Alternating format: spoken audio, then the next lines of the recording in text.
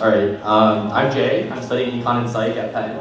And after graduation, I'll be teaching middle school chemistry at New York in Success Academy charter schools, even though I haven't learned chemistry since high school, but please pray for my kids. So thinking back to my time in college and my overall time as a Christian, I think one thing really stands out, and that's God really has a plan. I went to Boston College my freshman year, and this was the year that God grew my faith the most through 2 Christian communities on campus, including Symphony Church, which is planted by GCC. I decided to go on my first missions trip in March because my faith had grown so much. Right before I finished all my transfer applications, and Penn wasn't on my list. During the trip, I was debating whether to apply to Penn. I looked at Penn supplement and found out that I could just copy and paste another supplement and of course change a little bit. I looked up, I messaged my high school friend at Penn and she said, although Penn is pre-professional, which it really is, there are still people you can find to have deep conversations with. I was still stressing out about whether I should apply to Penn, and during worship, during my missions trip, King of My Heart came on, and like, You're Never Gonna Let Me Down came on. And I started crying because after getting rejected from all 7 of my top choices in high school and not feeling very happy at BC, I had felt let down by God. My leader prayed over me, and in that moment, I decided to apply to Penn. I felt a sense of peace come over me that covered over all my stress. A few seconds before Penn's decision came out, which was the first decision that came out, I got an image of a congratulations screen in my head. When I opened my laptop, this ended up matching the congratulations screen right in front of me. Penn ended up being the only transfer school I got into, which is crazy to think about. If I hadn't gone on that missions trip, I might not have even applied and I may not even be here.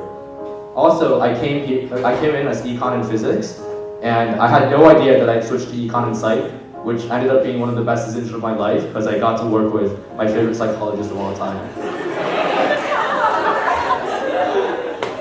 I got baptized that summer after my freshman year.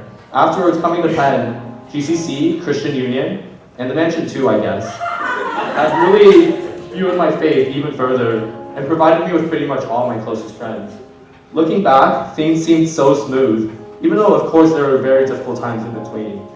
In my junior fall, I almost didn't apply to this internship at Success Academy, but a GCC friend encouraged me to apply. I got the internship, didn't have to apply to anything else junior year, and was very grateful to get a full-time offer afterwards, after the internship that was close to my dream job. During the summer in New York, I got plugged into Grad Night Church, which is under AMI, very quickly through GCC friends. I love the community there and can't wait to call it my home church soon. In senior fall, those of you who know me are laughing.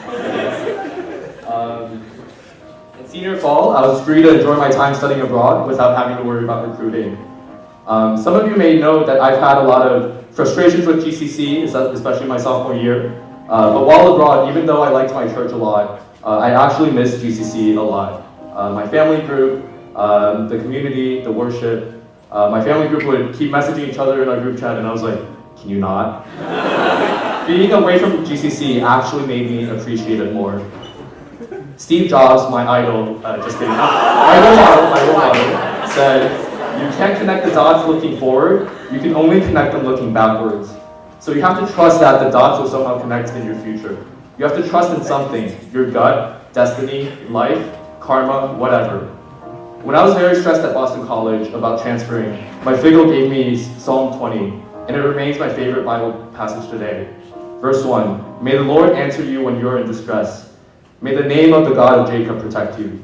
Verse 7, some trust in chariots and some in horses, but we trust in the name of the Lord our God. Thank you.